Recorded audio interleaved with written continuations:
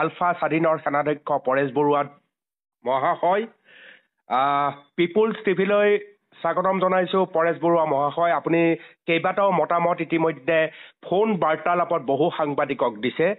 আজি ময়ো এই সম্পৰ্কে আপোনাৰ সৈতে কথা পাতিব বিচাৰো। আৰু মোৰ প্ৰথম প্ৰশ্নটো, যিটো বিষয় সমগ্ৰ অসমত এতিয়া সবাতোকৈ চৰ্চিত বিষয় হৈছে, সেয়া হৈছে এটা শব্দ, আত্মহত্যা।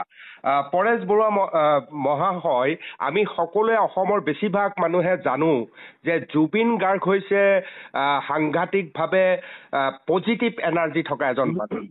সদায় আনক উৎসাহিত কৰি আহে, সদায় আনক আগবাঢ়ি যাবৰ কাৰণে এটা মহৌষধৰ দৰে কাম কৰে জুবিন গাৰ্গে।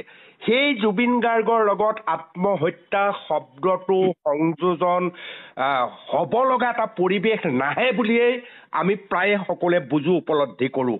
আপুনি কি পৰিৱেশ পৰিস্থিতিত জুবিন গাৰ্গৰ ক্ষেত্ৰত এই শব্দটো ব্যৱহাৰ কৰিলে মহাশয়? প্ৰথম কথা, এতিয়া আমাৰ মানে আপোনাৰ প্ৰশ্নটো উত্তৰ দিয়াৰ আগতে আৰু কিছুমান মই কথা কৈ লাগিব। সেইটো অনুষাংগিক নহয়, সেইটো প্ৰাসংগিক কথা কিছুমান কৈ ল'ব লাগিব। তাৰপিছতে আপোনাৰ প্ৰশ্নটোলৈ আহিম।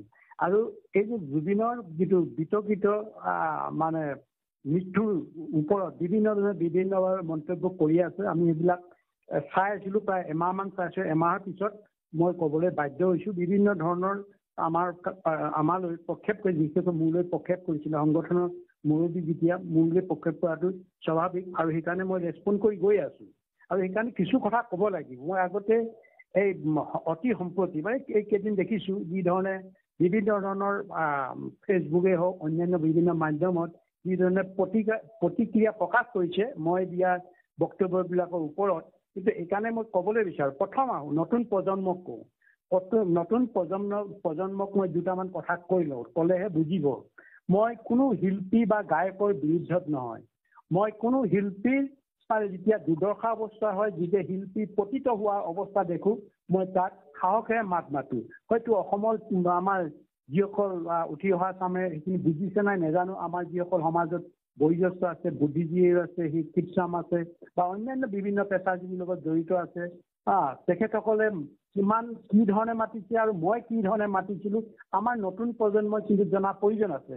সেইকাৰণে মই কৈছোঁ, আপোনাৰ মেইন প্ৰশ্নলৈ যোৱাৰ আগতে মই এইখিনি কথা কৈ ল'ব লাগিব। কিহৰ কাৰণে আমাৰ নতুন প্ৰজন্মই জনা অতিকৈ প্ৰয়োজন আছে। মই কৈছোঁ যে শিল্পীৰ বিৰোধী নহয়, গায়কসকলৰ বিৰোধী নহয়, আমাৰ সংস্কৃতি পথাৰখনৰ বিৰুদ্ধে নহয়। সংস্কৃতিৰ পথাৰখনৰ মই কিন্তু যেতিয়া বিজতীয়া হ'বলৈ যায়, বিভিন্ন ধৰণৰ কথাৰে মানে বজাৰ বা আমাৰ সমাজত ওলাই, তেতিয়াই মই তাত প্ৰতিবাদ কৰোঁ।